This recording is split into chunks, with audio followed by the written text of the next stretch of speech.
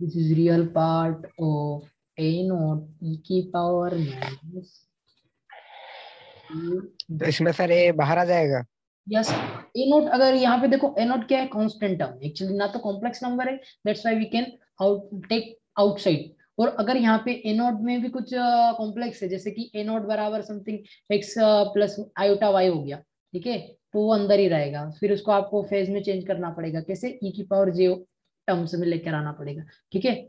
और उसके बाद फिर यहाँ पे इसका टर्म, ये वाले टर्म को यहाँ पे इंक्लूड करना पड़ेगा, और फिर इसको सोल्व करके ए नोट को आप बाहर निकाल सकते, मतलब इसका मैग्नीट्यूड को बाहर निकाल सकते हैं, ठीक है। और यहाँ पे ई की पावर जे ओमेगा टी, ठीक है। तो इस क्वांटिटी को अपनों को सोल्व करना है, तो कैसे सोल्व करते हैं इसको? सोल्व करने का सीधा रास्ता ही क्या है, सबसे पहले तो अपन जानते हैं गुणे में घाते जुड़ जाती है, तो ए नोट ए नोट किया, ये कितना हो जाएगा, जे को बाहर निकाल लो, omega T minus beta X, beta, yes sir. ठीक है। और ये इतना सा हो गया। अब यूलर आइडेंटिटीज जो रहती है उसको लिख लो यहाँ पे, ये रियल पार्ट चल रहा है, तो real part of a nought, और ये कितना हो जाएगा, cos omega T minus x beta x plus j sine omega T minus beta x, ठीक है। अब देखो, this is known as a real part और this is known as a imaginary part. तो अपनों को क्या लेना है, यहाँ पे क्या लिखा है, ऑपरेटर क्या है, रियल पार्ट, तो बस, रियल। हाँ, that's why we are taking only real part. तो इतना अपन ले लेंगे, बाकी सबको डिस्कार्ड कर देंगे, तो इसका आंसर क्या हो जाएगा, naught A naught cos of omega. Cos omega T minus B X. समझ में आ गया ना, बी एक्स यहाँ पे बीटा एक्स, यहाँ पे एक्स का मतलब क्या है, समझ में आया आपको? अब इसको जब आप प्लॉट करोगे ना, एक मैं करना चाहता हूँ, जैसे मैंने टी बराबर 0 ले लिया, इसको प्लॉट करके देखना चाहता हूँ कि कैसा रहता है। तो टी बराबर मैंने कितना ले लिया, 0 ले लिया, तब ये कैसा रहेगा, a nought cos omega cos beta beta x हो जाएगा। यहाँ पे नेगेटिव साइन जो कोस की प्रॉपर्टी होती है वो गायब कर देता है, पता है ना, yes sir. Minus theta become cos theta, this is the cos की प्रॉपर्टी है, ठीक है। तो मैंने डायरेक्टली अप्लाई कर लिया। अब इसको कैसे प्लॉट कर सकते हो, दिस इज टाइम बराबर 0, तो यहाँ पे जो वेव रहेगी वो किस प्रकार से यहाँ से चालू होगी और इस प्रकार से चलती जाएगी, ठीक है। तो this is the direction of x, समझ में आ रहा है कुछ? और ये a nought, yes sir. This is a nought. तो ये कोस का प्लॉट है, आपको पता है ना सबको कोस का प्लॉट कैसे होता है, दिस इज द कोस का प्लॉट। एक्चुअली यार फिर वापस कहाँ से आ गया, बता दिया था, यस। तो दिस इज द कोस का प्लॉट है। तो यहाँ पे ये पॉइंट्स आप कैलकुलेट कर सकते हो, कितना आएगा ये पॉइंट्स, π/2, ठीक है। दिस इज π/2, दिस इज 3π/2, चलता जाएगा। और दिस इज यहाँ पे कितना हो जाएगा, कितना होना चाहिए, ये जल्दी बताओ, this is the maximum a note. वो डिपेंड करता है कि आप कितना ये क्वांटिटी किसके इक्वल कर रहे हो, उसके बाद उसके अकॉर्डिंग आप यहाँ पे कैलकुलेट कर सकते हो। और ए नोट अगर 1 है तो उसके लिए ये क्वांटिटी 1 हो जाएगी, 1 का मतलब cos 0 तो यहाँ पे 0 पे 1 देगा, उसके बाद ये रिड्यूस होता जाएगा, फिर यहाँ पे पाई पे ये पाई क्वांटिटी होगी, तब जाके यहाँ पे ये -1 देगा। आप, आई थिंक कोस का फंक्शन आप सबको प्लॉट करना आता होगा, है ना। तो इस प्रकार से wave, yes sir. This is, ये जो वेव होती है ना, अगर यहाँ पे नेगेटिव साइन ये दिख रहा है ना, ये नेगेटिव साइन है, कौन सा, तो इस प्रकार से वेव चलती है, ये इस प्रकार से वेव धीरे धीरे प्लॉट कर रहे हैं ना अपन इसको, तो ये नेगेटिव साइन रिप्रेजेंट कर रहा है कि यहाँ फॉरवर्ड वेव है, this is known as A plus X direction में चल रही है, इसका मतलब क्या है, फॉरवर्ड वेव है। ओके, अगर यहाँ पे प्लस साइन होता तो इसको बोलते हैं बैकवर्ड वेव, तो वेव किस प्रकार से चलती, इस डायरेक्शन में चलती, उल्टी डायरेक्शन में, तो उसे बोलते हैं बैकवर्ड वेव, अगर यहाँ पे प्लस साइन होता। समझ में आ रहा है ना, आगे अपन ये सारी चीजें, यस सर। ठीक है। तो अभी अभी इसको मैंने बता दिया बेसिक मोटा मोटा आइडिया क्या है, तो यहाँ तक आपको पता होना चाहिए।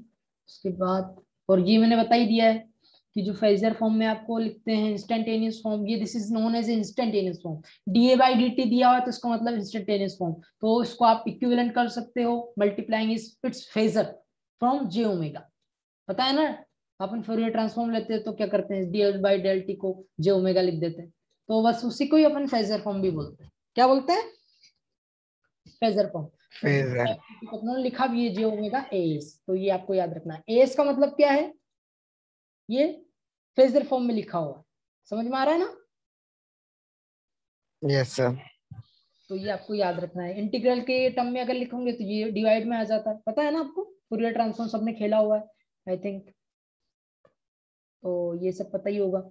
अब फर्दर अपन मैक्सवेल इक्वेशन को in terms of instantaneous form में लिखना चाहते हैं। देखो इंस्टेंटेनियस फॉर्म का मतलब ही मैंने बोल दिया कि एक्स वाई जेड भी पिक्चर में होगा, साथ में टी भी होगा। सिमिलरली डी के साथ भी और एच के साथ भी और बी के साथ भी और जे के साथ भी, जितनी भी क्वांटिटी आप सबको ले सकते हो, कोई दिक्कत नहीं है ना। तो we shall now apply the phasor concept to time varying electromagnetic field, लिखा हुआ है साथ, है ना। तो द फील्ड क्वांटिटी जो है कौन सी है, एक तो इलेक्ट्रिक फील्ड इंटेंसिटी है, दूसरा डिस्प्लेसमेंट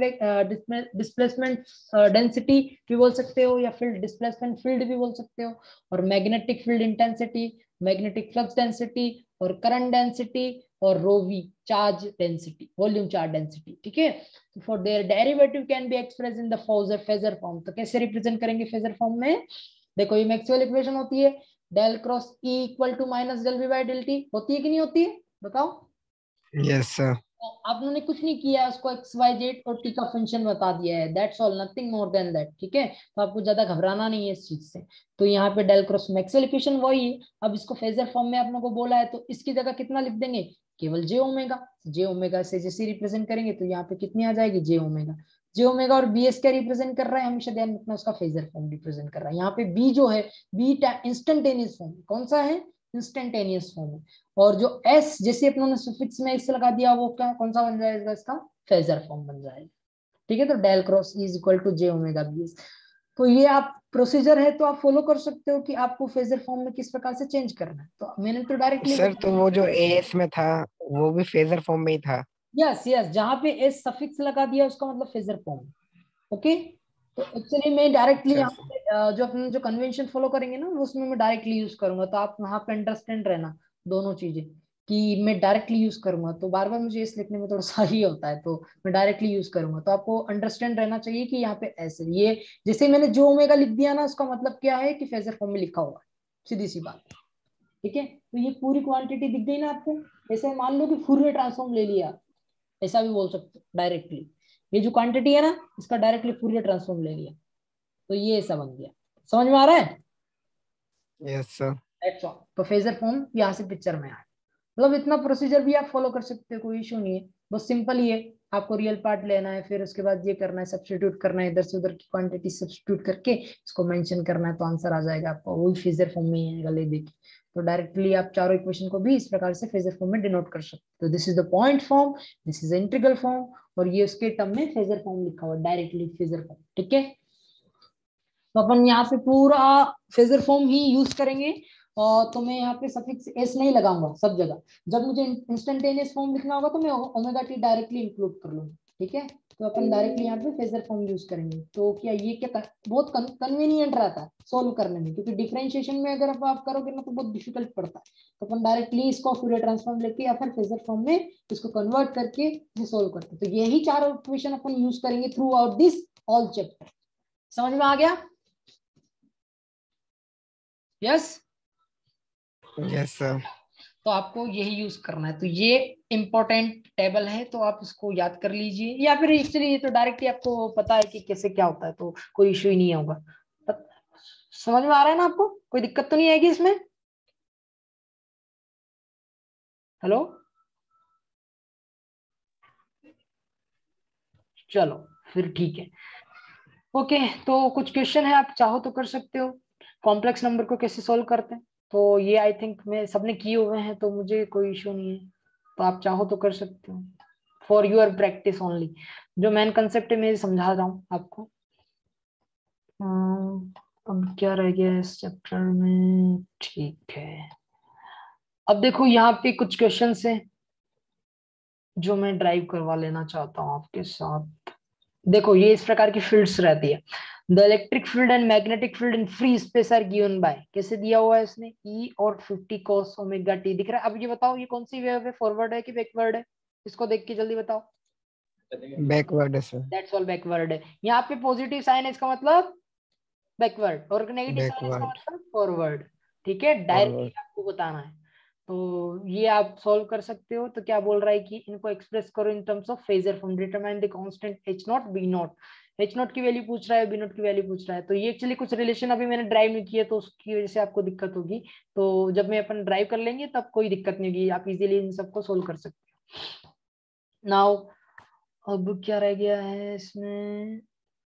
ओके, बीटा, हाँ यहाँ पे बीटा क्या कहलाता है ध्यान रखना। ये इलेक्ट्रिक फील्ड जो लिखी हुई है पूरी की पूरी सस्टेनेबल, ऐसे बोल सकते हो कि जो ऑसिलेशन आपने सस्टेन ऑसिलेशन का नाम सुना है ना, कंट्रोल सिस्टम। सर वो नहीं पढ़ा हमने अभी।